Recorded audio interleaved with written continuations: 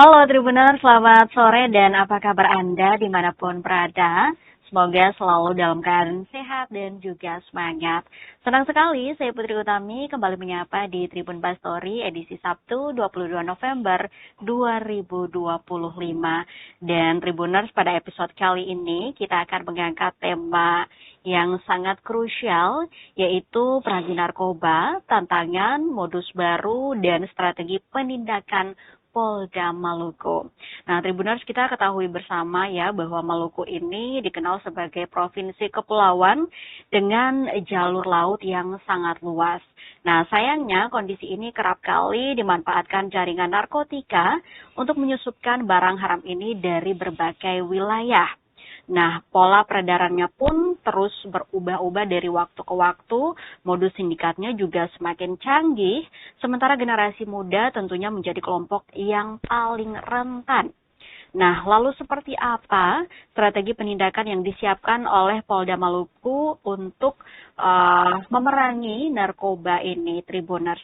Dan untuk membahasnya, sudah hadir bersama saya di studio tribunambon.com, tepatnya di Jalan Insinyur M. Putuhena, Desa Rumah 3, Kecamatan Teluk Ambon, Kota Ambon. Tapi Tribuners, sebelum saya menyapa narasumber saya kali ini, saya mau mengingatkan kepada Anda yang mungkin punya pertanyaan seputar tema, silakan ditulis aja di kolom komentar karena kami live di kanal YouTube dan juga Facebook fanpage Tribun Ambon. Oke Tribuners, langsung saja sudah hadir di sebelah kiri saya Direktur Reserse Narkoba Polda Maluku, Kombes Pol Heri Budianto. Selamat sore Pak Heri. Selamat sore Mbak Putri. Apa kabar Pak hari ini? Baik Mbak Putri. Baik, sehat-sehat. Semangat sehat, ya Pak ya. Ya.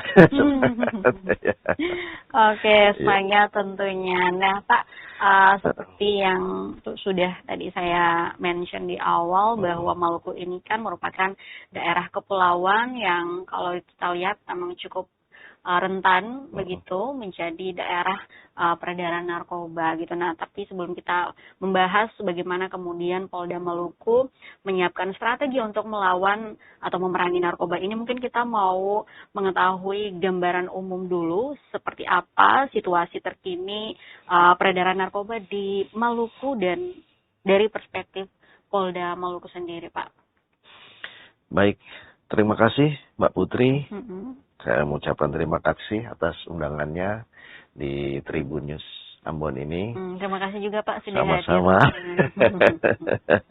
Saya merasa senang bisa hadir di podcast ini. Baik Mbak Putri, tentang situasi terkini ya peredaran narkoba di Maluku dari perspektif kami ya bahwa peredaran narkoba masih menjadi isu yang serius.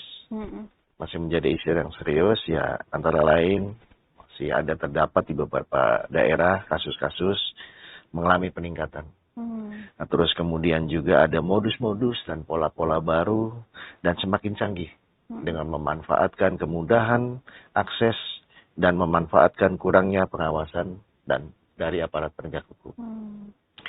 Nah, kami Polda Maluku juga terus berusaha untuk melaksanakan penegakan hukum secara aktif. Sebagai informasi saja untuk Mbak Putri bahwa untuk tahun ini saja kita berhasil mengungkap sebanyak 141 kasus. Ya, untuk tahun 2025 ya, sampai dengan bulan ini. Dengan tersangka sebanyak 165 tersangka. Tentunya dengan berbagai macam barang bukti, ada sabu, ganja, sintai, dan lain-lain.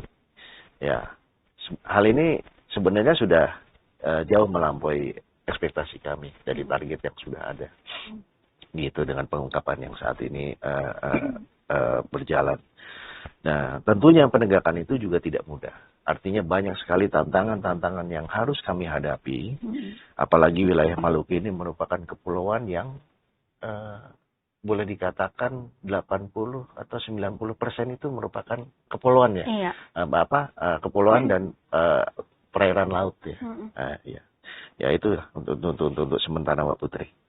Oke, nah tadi dikatakan bahwa memang tentunya menjadi tantangan ya hingga saat ini dan perlu ada kolaborasi bukan hanya dari Polda Maluku tetapi lintas sektor. Nah, apa sih Pak tantangan yang paling besar yang dihadapi dalam penegakan hukum utamanya pada kasus peredaran narkoba ini?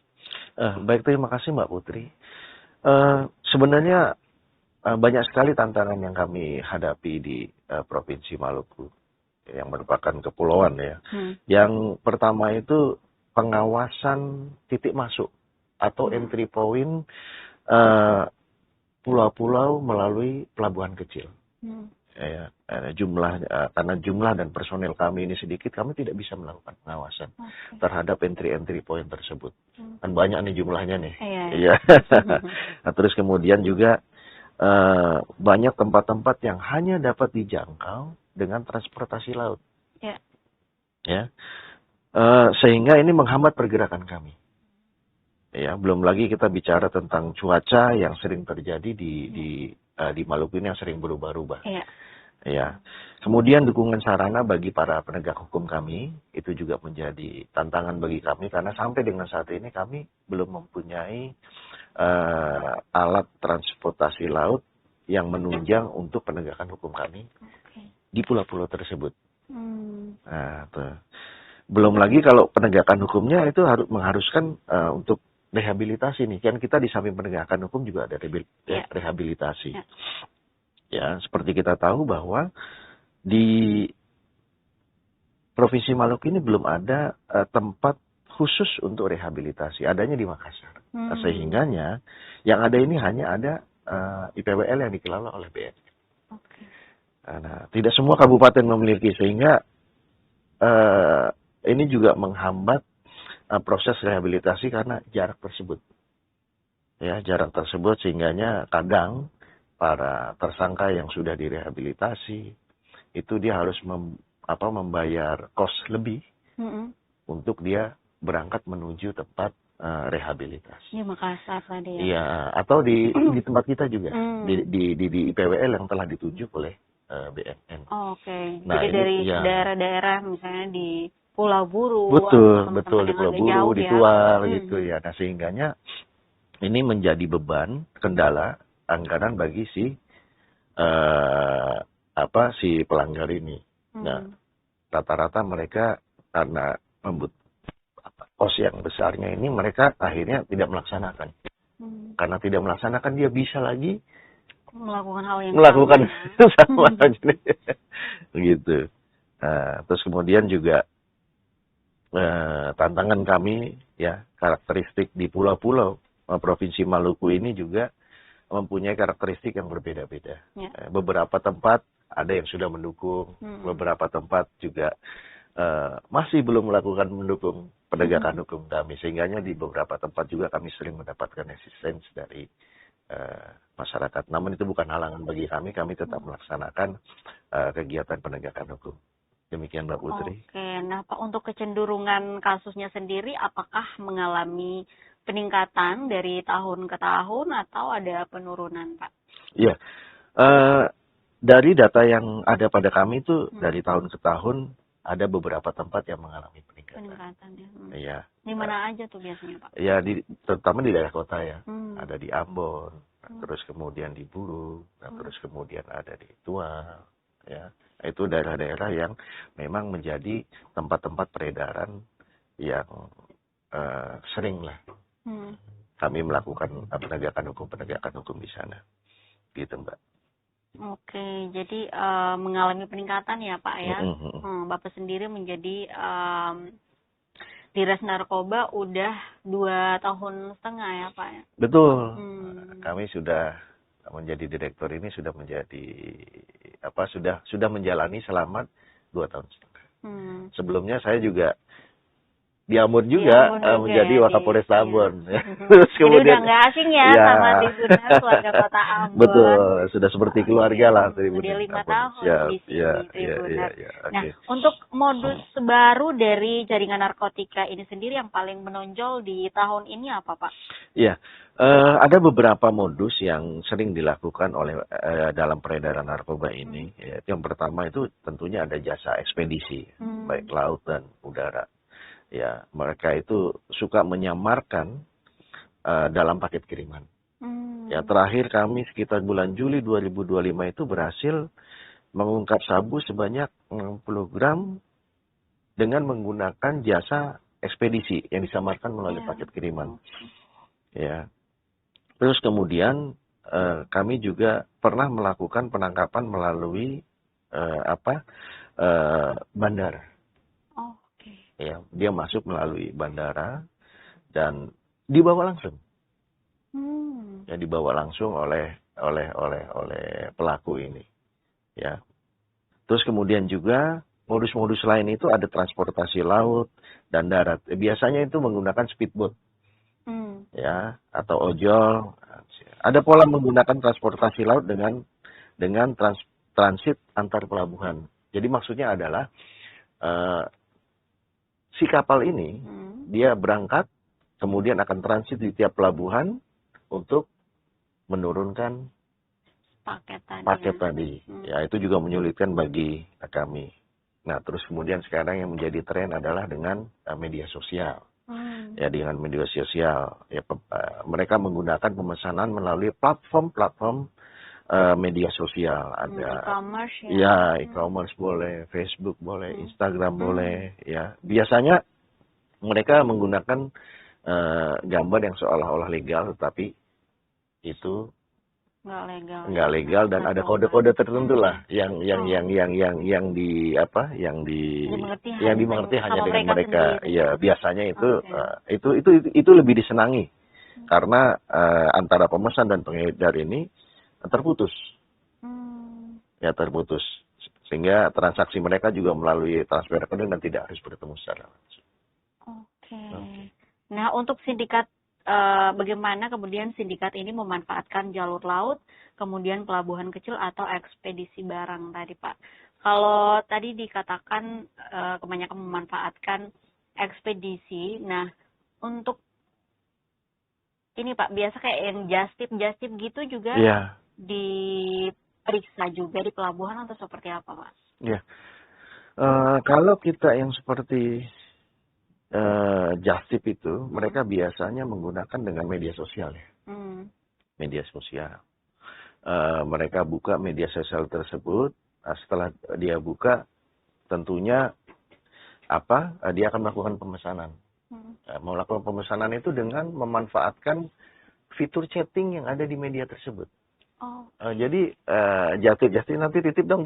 Nah, dia manfaatkan fitur chatting tersebut. Ya, fitur chatting tersebut untuk saya pesan ini. Nah, gitu.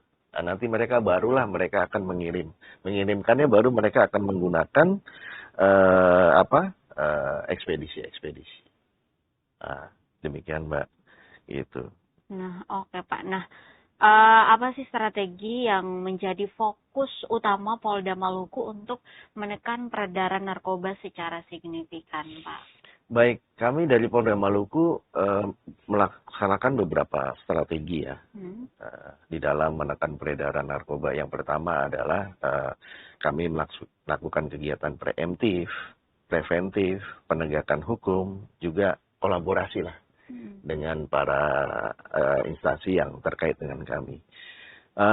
Preemptif, kami melaksanakan penyuluhan nih anti narkoba kepada sekolah-sekolah, kepada komunitas, ya supaya kaum pelajar ini dapat memahami bahayanya penggunaan narkoba.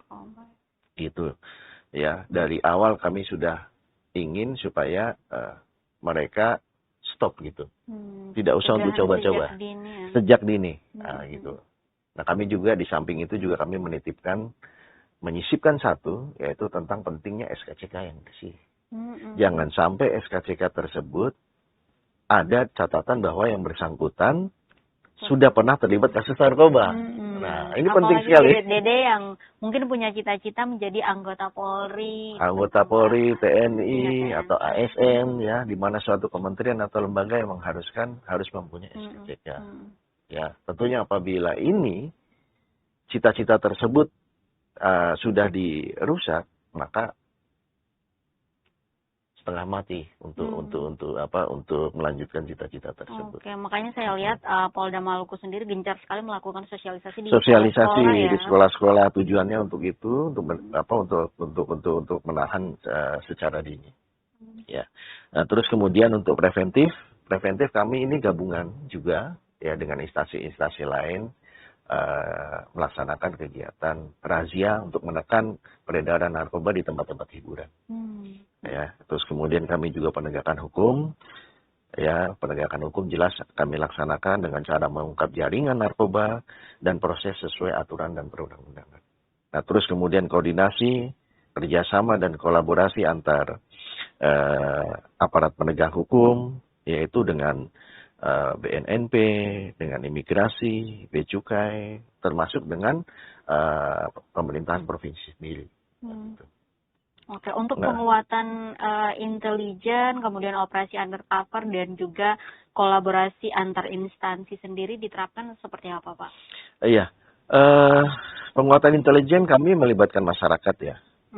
Baik itu tokoh pemuda, tokoh masyarakat, dan lain-lain dalam hal pengumpulan informasi.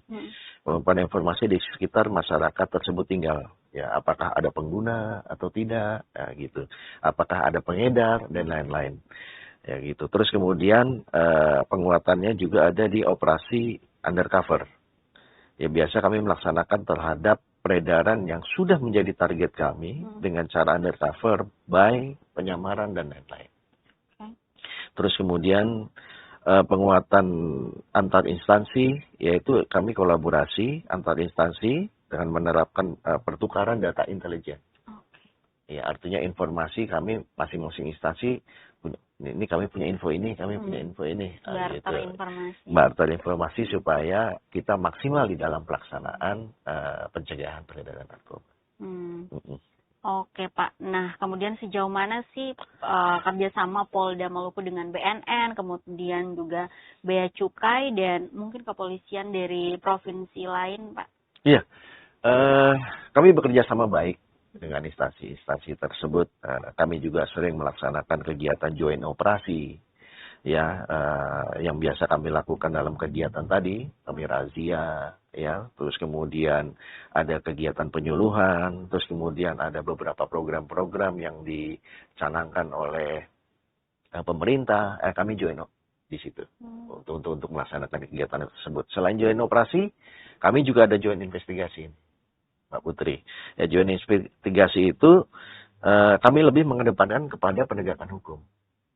Ya, beberapa waktu kami juga sudah berhasil bersama-sama mengungkap peredaran narkoba secara bersama-sama. Ya, terus kemudian yang jelas itu pertukaran data intelijen yang saya sampaikan tadi, ya, untuk tukar-menukar informasi. Ya, itu Mbak Putri. Oke, Pak, dari penemuan kasus yang tadi sudah sempat disebutkan di awal ya, sudah banyak sekali yang kemudian dipecahkan begitu. Nah, bisa diceritakan nggak Pak salah satu kasus besar yang paling yang berhasil diungkap oleh Polda Maluku dalam mungkin setahun terakhir, Pak? Ya, yang tahun ini di bulan Juli Mbak Putri, ya, di tahun 2005 itu kami sudah pernah mengungkap peredaran narkoba masuk ke Ambon itu sebesar 60 gram sabu, ya. 60 gram sabu, ya. Barang tersebut dari Jakarta, terus kemudian dikirim dengan modus menggunakan jasa ekspedisi, ya. Dan kami lakukan kontrol delivery. Itu tidak serta-merta bisa kami tangkap, itu kita butuh waktu. Butuh waktu.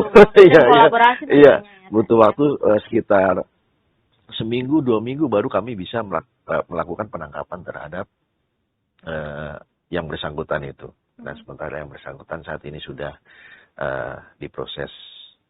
Selain tahun 2025 juga beberapa tahun kebelakang juga kami pernah melakukan pengungkapan yang sama, modusnya juga sama, hanya gramasinya yang berbeda. Ya, ada yang 100 gram, ya, itu melewati bandara, ya, yang seperti saya sampaikan tadi dengan modus dibawa langsung, tapi dia menggunakan orang yang sangat kurus. Ya. Dia tinggal ditaruh di belakang saja sini Mbak Putri. Jadi tidak terlihat ya gitu. Dan semua yang berbau metal itu dia copot. Jadi sangat tidak mencurigakan. Sangat tidak mencurigakan. Begitu sudah sampai di pesawat baru dia pindahkan ke celana dalam. Itu untuk mengelabui petugas. Ya. Betul. Ya. Terus kemudian juga ada yang di tahun sebelumnya juga menggunakan modus mencongkel sol sepatu. Ada aja ya. Ada saja. Mereka ya Pak ya. Jadi ditaruhlah di sol sepatu tapi yang bagian dalam Mbak Putri. Kanan kiri. Oke. Tapi tetap aja ya sepandai-pandainya tupai melompat. Ya berkat kerjasama berkat kerjasama antar aparat lah. Itu makanya kami butuh sekali kolaborasi dengan instansi-instansi lain supaya ini bisa maksimal kami laksanakan. Itu Mbak Putri. Oke, wow. Perlu diapresiasi sekali tentunya ya Pak ya kerja keras dari Polda Maluku dan juga berbagai instansi yang tadi sudah disebutkan. Ya. Nah Pak, ini mungkin banyak generasi muda kita yang sementara menonton, Bapak mungkin bisa memberitahu nih apa dampak sosial yang paling serius dari peredaran narkoba terhadap generasi muda, Gen Z.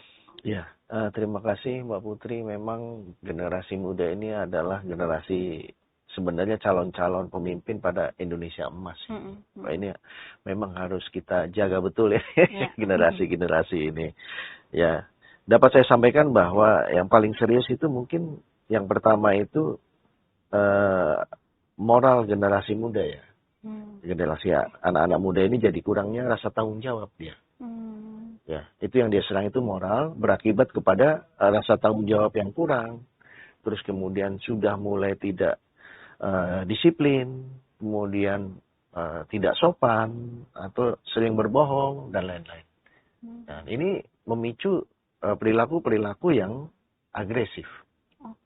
Yaitu dari sisi moral, Mbak Putri ya. Terus kemudian apalagi dampaknya?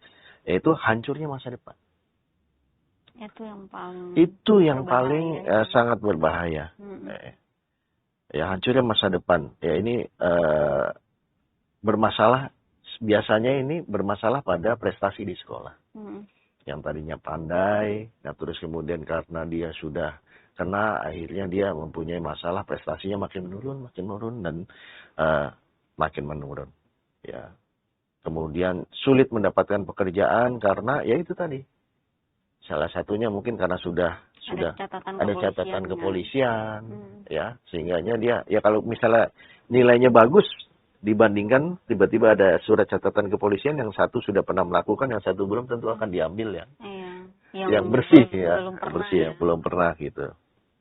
Ya, gitu. Kemudian juga yang paling berdampak kepada keluarga. Ya. Mungkin akan terjadi kerusakan pada hubungan keluarga. Konflik di dalam keluarga. Yang mengakibatkan ya bisa saja kalau suami KDRT. Ya KDRT kepada anak, kepada istri. Itu dampak-dampak yang sangat serius yang bisa ditimbulkan apabila kita menggunakan narkoba. Iya, Mbak Putri. Dari segi fisik juga pasti ada perubahan ya Pak ya. Kalau kita lihat orang yang menggunakan narkoba biasanya cenderung kelihatan kurus. Betul Mbak Putri. Kalau mungkin kita sering lihat di internet ya, bahwa sering itu ada perbedaan antara penampilan orang yang menggunakan dan tidak menggunakan. Itu lebih kucel. Iya, karena apa? Dia itu biasanya jarang mau mandi. Ya. Jadi berdampak kepada mood juga ya Pak? Karena mereka kepengennya itu cuma rebahan, terus kemudian kalau putau ya, putau lebih gila lagi, dia suntik. Ya kalau dia tidak suntik, itu dia akan mengeluarkan cairan ini. Makanya dia harus megang anduk terus untuk mengelap ini. Ya. terus kemudian tidak mau mandi, waduh itu pasti akan berpengaruh lah. Apalagi Ada cowok-cowok ya penampilan-penampilan kalau nggak mandi pasti nggak ada cewek yang mau tuh Pak. betul. Jadi masa depannya terganggu lah istilahnya Iya. gitu. Dan sebenarnya ini udah banyak ya contoh-contoh yang sebenarnya harus ya dijadikan apa ya, cerminan gitu untuk generasi muda. Banyak yang kemudian karirnya, kalau kita lihat ya banyak artis-artis yang karirnya hancur setelah mengonsumsi narkoba. Ya, banyak sekali. Kalau tadi Bapak sempat mengatakan bahwa dampaknya terhadap rumah tangga, banyak juga mungkin kita mention sedikit kayak Amarzoni ya, dan lain-lain yang selain masa depannya hancur, hubungan rumah tangganya juga ikutan hancur karena narkoba ini. Jadi kalau bisa jangan didekati. Apalagi untuk adik-adik yang masih muda-muda, kalian punya masa depan yang masih cerah. Jadi jangan rusak hanya dengan kesenangan sesaat ya Pak ya. Iya betul. Oke. Nah Pak, lalu kemudian bagaimana Polda Maluku melibatkan masyarakat, kemudian tokoh agama dan juga tokoh adat dalam upaya pencegahan narkoba ini Pak? Ya, terima kasih Mbak Putri. Memang Polda Maluku itu memiliki peran yang sangat besar di dalam menekan peredaran narkoba di wilayah Maluku.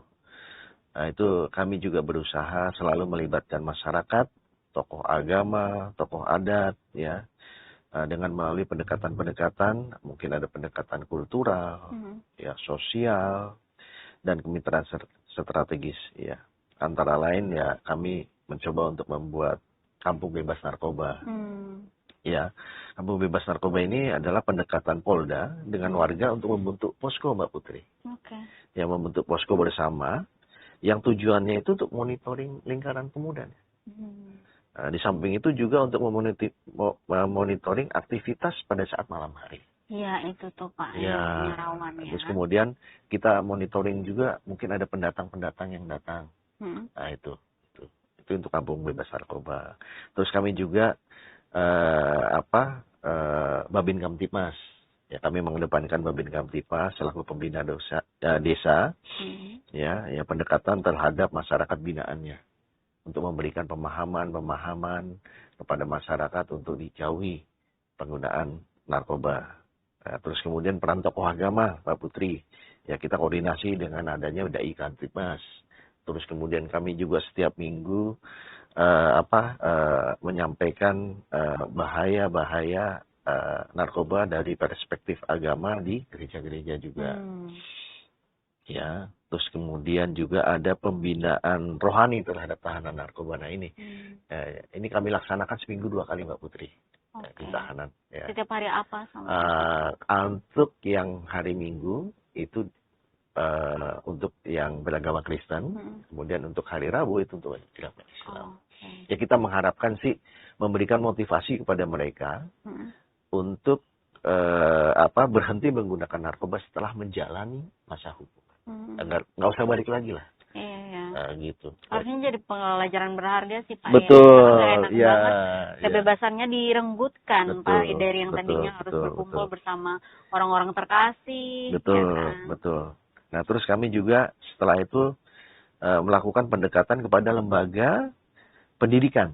Nah, ini yang terus kami laksanakan secara rutin untuk menekan pengguna pada tingkat remaja dan pelajar, Mbak Putri.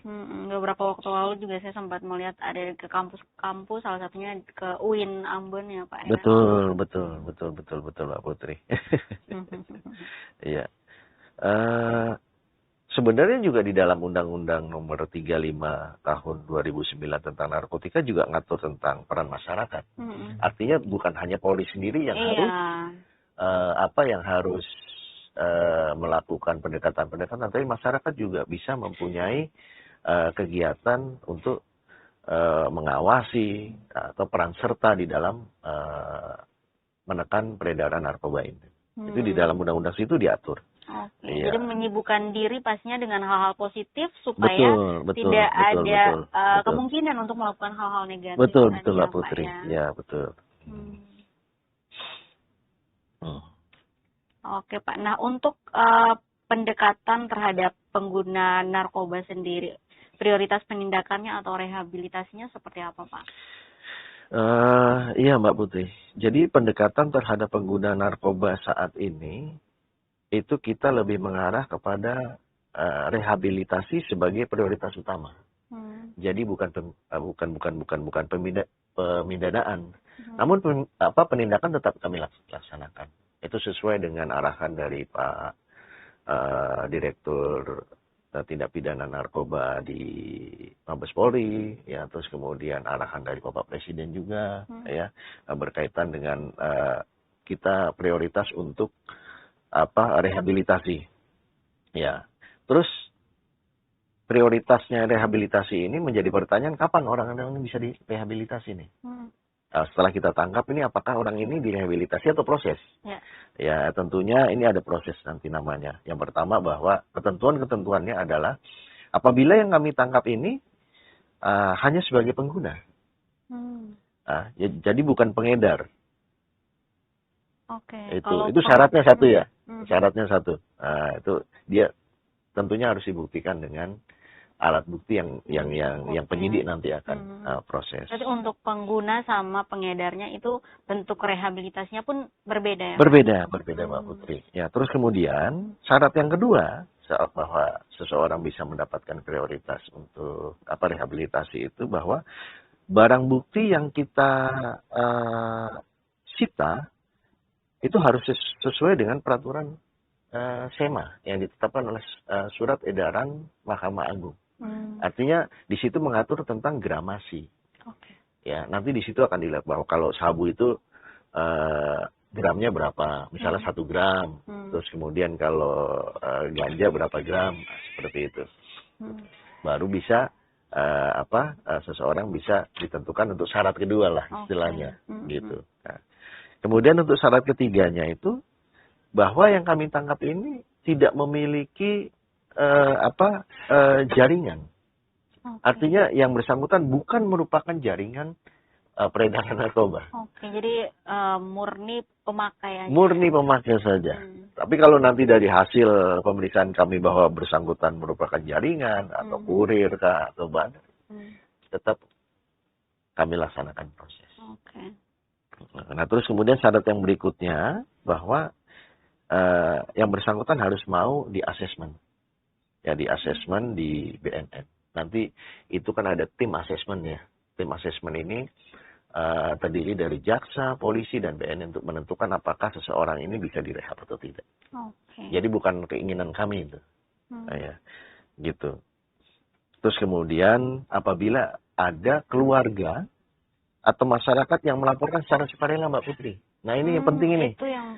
Ya, jadi apabila ada keluarga atau masyarakat yang secara sukarela melakukan, Pak, anak saya ini kecanduan atau apa, kami tidak bisa proses.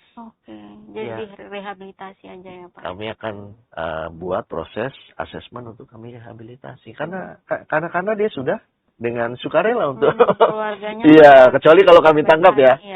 Gitu. Nah, itu Mbak Putri prioritas penindakan atau rehabilitasi yang kami lakukan. Pak, biasanya untuk motif pemakai ataupun pengedar narkoba tuh yang paling banyak apa, Pak, biasa? Lebih ke ekonomi ya, Mbak. Ekonomi. Dari data yang ada pada kami, Mbak Putri, berdasarkan pekerjaan itu lebih banyak yang kami tangkap itu adalah pengangguran, Mbak Putri. Ya, itu paling banyak pengangguran. Jadi dia itu mungkin melakukan di samping untuk sendiri, tapi dia juga untuk keuntungan pribadinya, untuk ekonomi. Karena memang hasilnya menggiurkan, Mbak. Ya. Pantasan aja banyak sekali. Banyak sekali. Nah, Pak, untungnya itu bisa 2 kali lipat.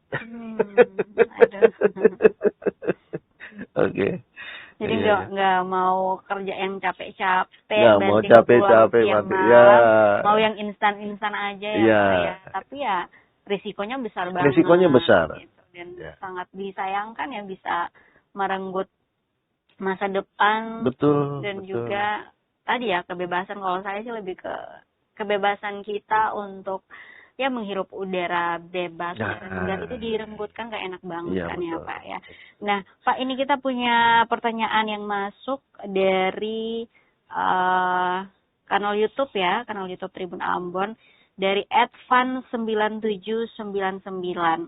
Izin Komandan, mau nanya di Kota Ambon itu zona merah peredarannya di mana aja ya? Nah, baik. Terima kasih atas pertanyaannya. Dari data yang ada, zona-zona merah di Ambon itu ya kami di Kota Ambonnya ya, di Kota Ambonnya ini kami sering melakukan penangkapan di Batu Merah. Ya, terus kemudian di Batu Merah, terus setelah itu di daerah apa di atas nih? Di atas Batu Merah? Tantui atas? Bukan, lewat saya agak kurang ini juga. Di mana? Di ya, Sain atau Kebun Cengkeh? Ya, itu ada juga. Okay. Nah, terus kemudian di beberapa tempat di daerah hampir ke arah Nusa Niwe sana, juga itu juga sering kami melakukan penangkapan di sini. Ya. Jadi di situ ya Kak Fan terjawab pertanyaannya. Nah,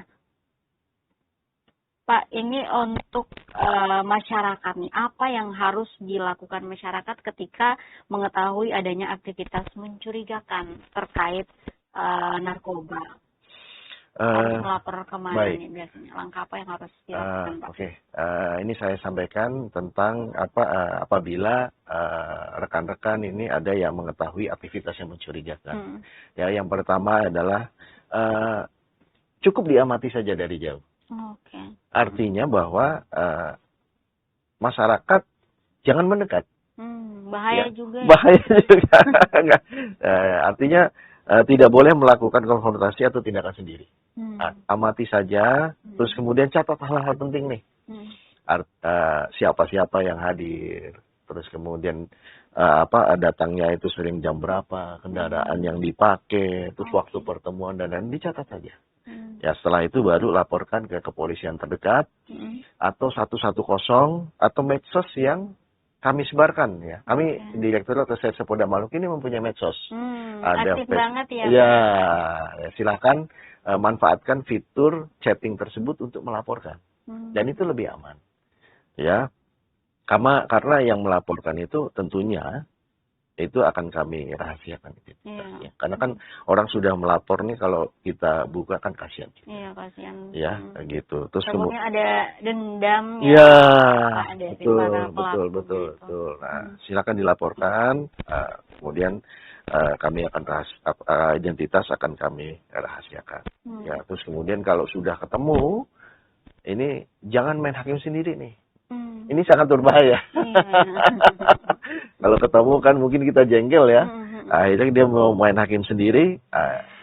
Ini jangan dilaksanakan karena bisa dimanfaatkan oleh pelaku itu untuk menyerang pelapor nih kembali nih. Kan gitu. Bisa lebih berabe. Bisa lebih berabe. Ya. Terus kemudian saya yakin mungkin ada di daerah-daerah situ ada yang sudah pernah menjadi pecandu. Nah, ini juga kita harus bantu. Ya, kita harus bantu juga supaya dia tetap termotivasi untuk meninggalkan hal tersebut. Jangan kita selalu bully atau apa, wah itu gini-gini aja. Itu jangan. Nah, itu salah satunya yang kita bisa lakukan apabila kita melihat ada aktivitas. Iya, karena kita nggak tahu ya titik daunnya seseorang. Betul.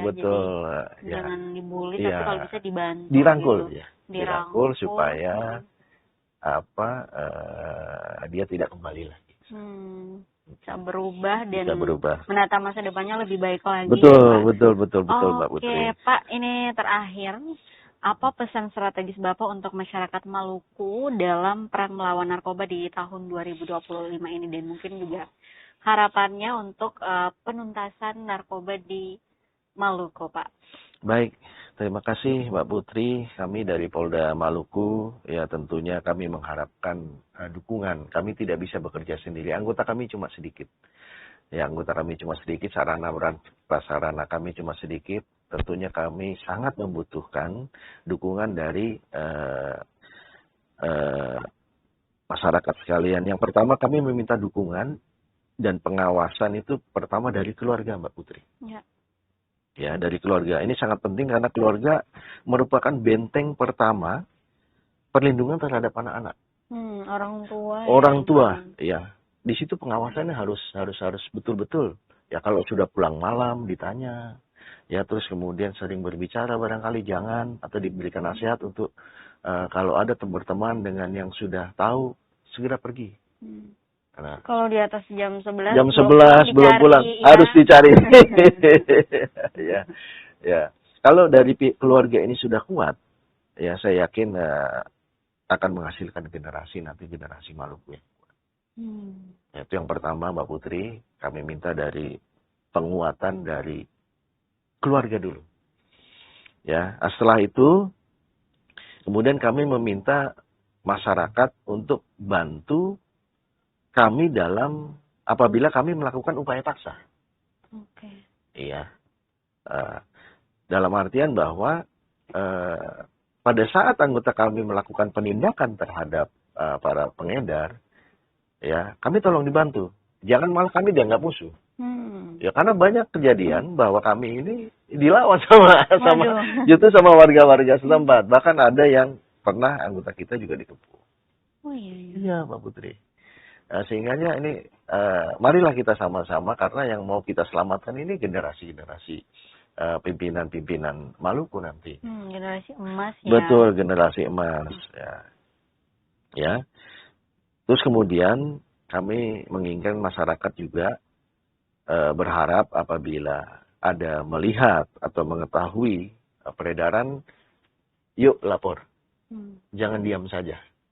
Sekarang udah mudah ya. Udah mudah ya. Kalau toh kita tidak bisa speak up, nah kita bisa manfaatkan media-media yang ada.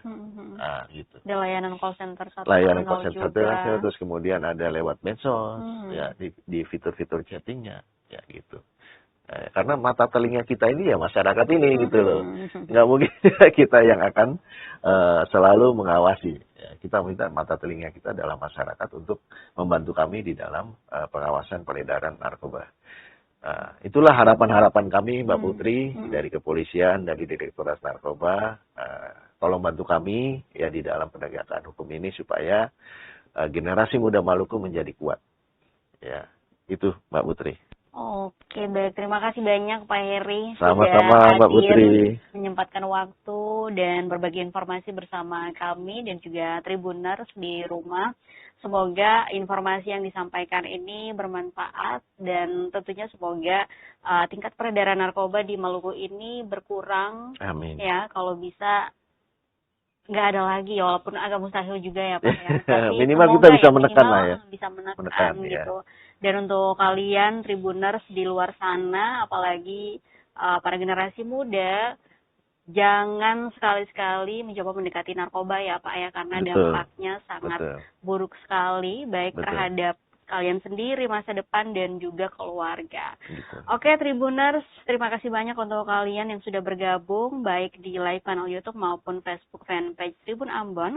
Kita ketemu lagi nanti di Tribun Bastory edisi berikutnya. Saya Putri Utami pamit, selamat sore, sampai jumpa, dan amato. Download Tribun X sekarang, menghadirkan lokal menjadi Indonesia.